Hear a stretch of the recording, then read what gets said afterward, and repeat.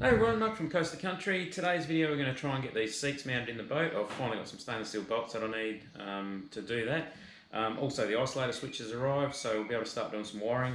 I've got some heavy duty cabling from the battery to the isolator. Couldn't get it per metre, so I had to buy a big roll. But that's okay, we'll use that for something else. Got some serious terminals here and most of the other stuff I think I've got. So again, if you like these videos, hit the like button, that'd be great. If you haven't already, hit subscribe and we'll get into it and make it happen. Right, first thing I need to do is mark out where this has to go. So I've got a hole saw already to suit the size of this material here. So we worked out we're going to put it basically there, and that'll be out of the road. And I can also see it from when I'm driving to know what position the switch is in pretty much straight away. So that's where it's going to go. Pretty much there.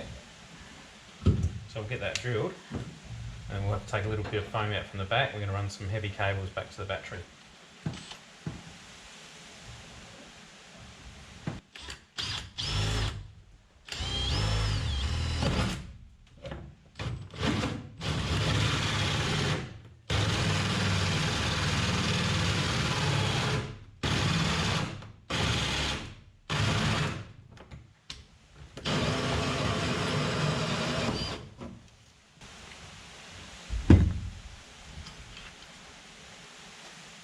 Right, I'll have to get a bit of foam cut out of there, which shouldn't be too hard to do. So I need to mount this switch in here.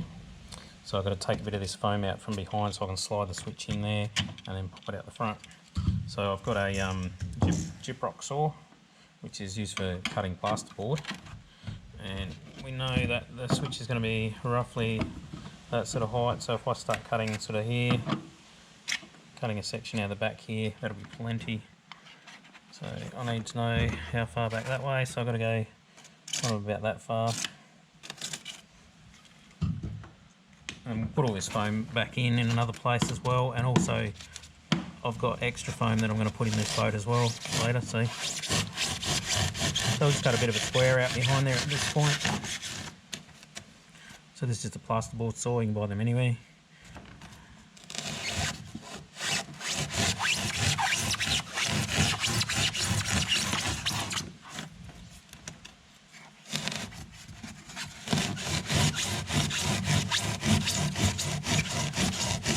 Rectangle cut out there. Not sure if I've gone far enough or not. Like I've got a longer one here. Well,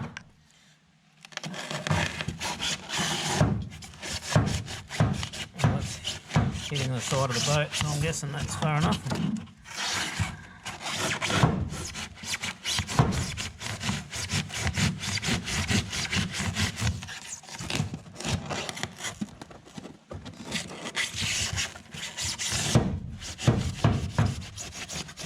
Right, that should come out now.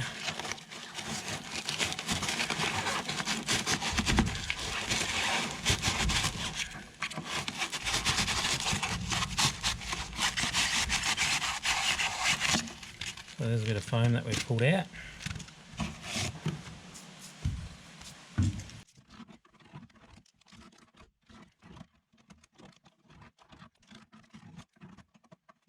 Right, so we'll just finish this off a bit with the deburring tool.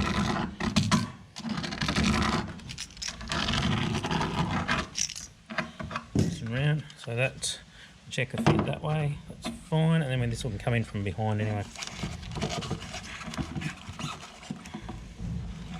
So that will go like that, so that's now flush mounted. I'm going to put 4 screws in there yet, and then we can use our selector here. What we're actually doing with this battery switch, we're actually using it back to front. These are actually designed for a 2 battery system, so you have obviously 2 batteries and you can select between which battery you want to use. Battery 1, and then when that gets down you can switch to battery 2, or if you wanted to you can run 1 and 2 together. What I'm actually going to do with this system is a bit different. I've only got 1 battery at the moment, so what I'm actually going to do is have it so it selects what I can use it for. So 1 is going to be the electric motor when I finally get one. And then 2 will be the outboard charging circuit and the control panel. So when I'm just running along, I can isolate the electric motor if I want to. And if I want to, I can run the control panel outboard which is charging, as well as putting power to the electric motor if I wanted to. So I'm sort of using it back to front, but that'll work. So I need to put 4 holes in this, drill 4 holes in here to mount this now. So the easiest way to do that is stick that in like that, make sure it's all nice and straight, and it's where you want to have it, and then just get your drill and mark some holes.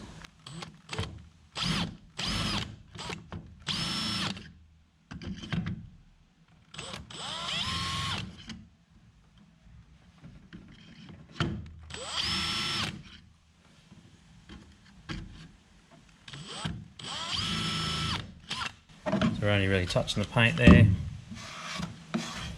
which gives us our mark, and then we can drill them.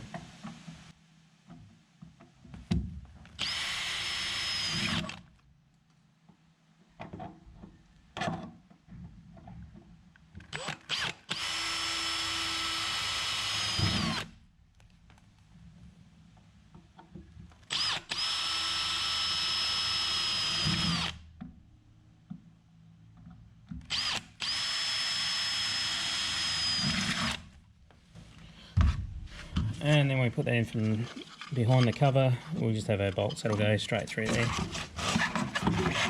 So all you'll see is bolts there through to the back, and that'll be nicely flushly mounted away. You won't get your legs hooked on it or anything like that. I'll put a tiny bit of foam back around it, and I'll also fill up the other seats with foam. So next job is to pre-drill where the seats are going to go.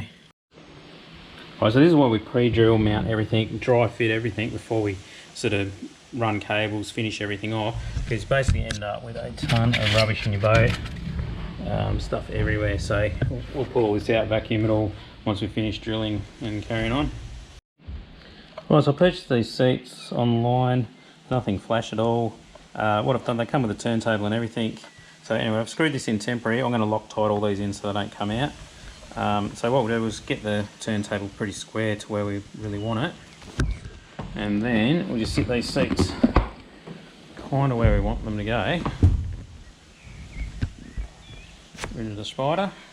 So they're nothing overly great quality, but they're good enough, they'll do the job. So what we need to do is work out where to mount this that will actually can swing around without bashing anything. And that's actually pretty good where it is. Right, and likewise I'll work out where this back seat's going to go. Got a control panel there, so the seat will go somewhere here.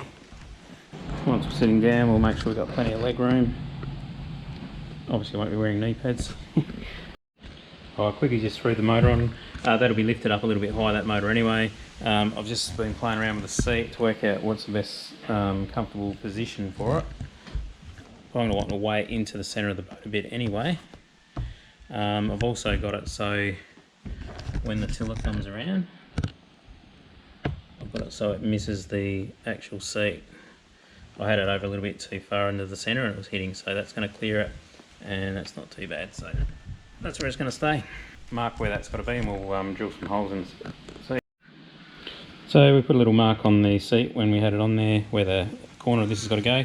So just a matter of lining up the corner of the swivel bracket, getting it nice and straight, and then we'll just mark these holes and we can just drill them later. It's just a matter of putting a hole in each corner, and I'll do the same with the back seat. So I always do them to the edges of the, right to the edge of the holes, so that way they can't actually move around at all. So all we're really doing is drilling a hole straight through this. We'll take this cardboard off, the timber I should say, cardboard, take the carpet board off, drill right through it, and we'll bolt these on. Okay, let's get these seats mounted. So what we've done, as you saw before, we've marked out where we need to drill our holes. Seat's going to go on there. So let's get these drilled. I'm just using some 316 stainless bolts, and they're just enough to go through the board and to the top of the turntable, and then they'll bite into the seat, no worries at all. So quickly drill these.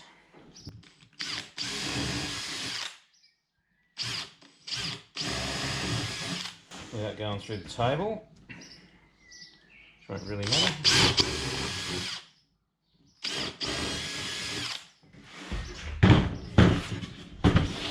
Right, so there's our holes drilled.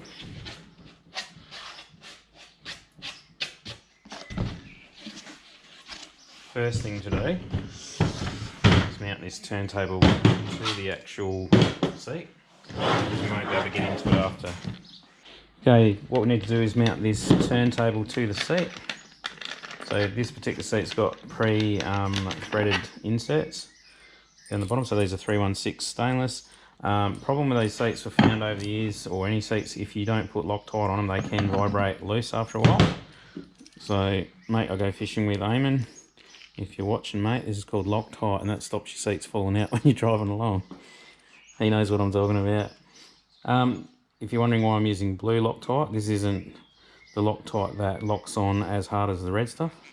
The reason I'm using blue is because basically it's the only one I could find in my shed. So today, blue it is. So whack a bit of Loctite on there. Just get that started. And just do that to the rest of them. It doesn't need much, it's just to stop them coming out a little bit.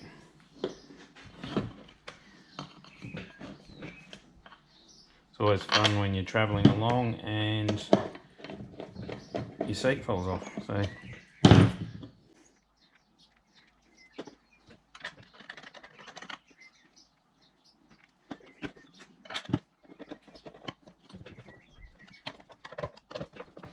I'll crank these down a bit without stripping. It's pretty tight.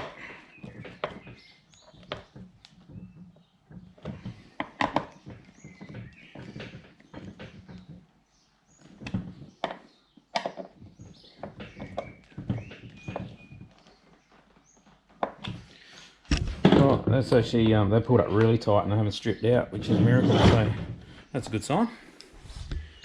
Also, while we're at it, we'll take off a few staples and stickers and bits and pieces because we don't need this.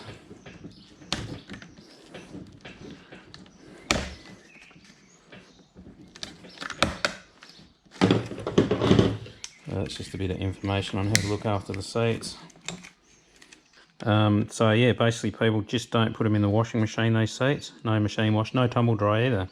And yeah, and if you feel the urge to iron your boat seats, apparently you're not supposed to do that either.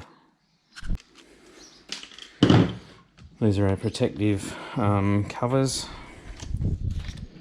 So I'll get rid of them now because they'll be difficult to get off later.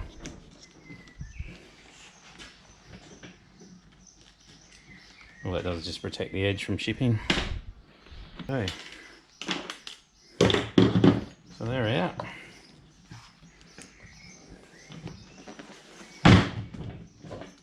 Then all we need to do is get our bolts, thread them through here. They're only just long enough to go through the turntable with a lock nut.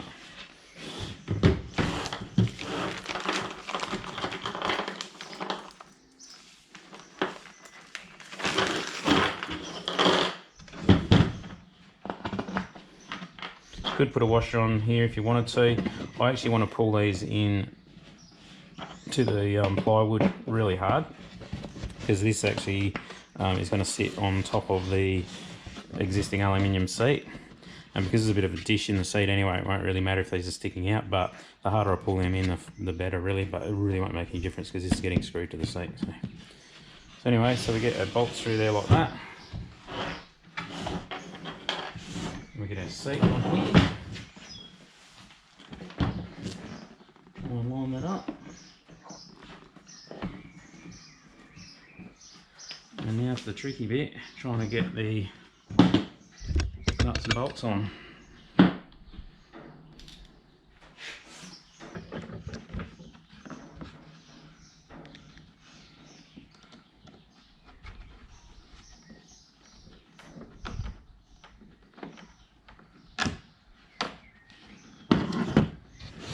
Right, a bit difficult to see, but what we're doing is just getting the lock nut started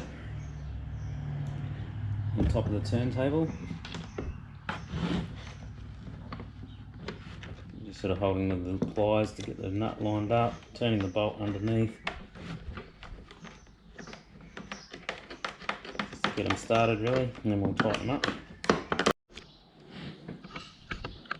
So we just try and hold this with hold the nut with a ring spanner. And here like so. And then we'll get an impact driver underneath with a socket. And rattle that down.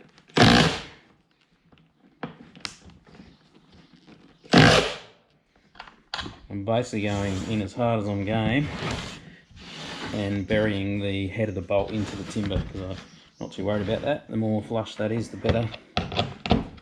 So what's happening is I'm basically, the lock nut's well and truly, a bit tricky to see in there, the lock nut's well and truly above the thread through it, so the lock nut's holding, and underneath it's I'm actually screwing the heads of the bolts in pretty much as far as I'll go, and then the socket jumps off, so they're buried and they'll sit nice and flat onto the seat then. So there we have it. It's our seat mounted. That's our front seat anyway. So nothing overly exciting. There's quite a few ways you can do that. So all I've done is made these pretty flush now. All I've done is rattled them in until the head's pretty much disappeared into the board. So it makes that more flush, and then the socket falls off that. So I've got quite a bit of the lock nut sticking through, the bolt sticking through the lock nut I should say, and it's just clearing the seat. So that should be pretty solid. So I'll do the same with the back seat and we'll get onto some wiring. Right, so that's the back seat done. So that swings easily, and we've got plenty of clearance where the lock nuts are. This strap is basically all that does is stop the seats blowing open when you're travelling along. These are fairly firm anyway, and I'm not too worried about that. They pretty much, all they do is just get hooked on things. So we'll quickly take this off. I'll keep it as a spare, but I can always put this back on if I need it. But I think I'll just take these off so they don't get hooked every time you spin it around on something. So they just unscrew like that. So we'll keep that as a spare. Leave that strap off, I think. So when you're spinning around, it won't get hooked.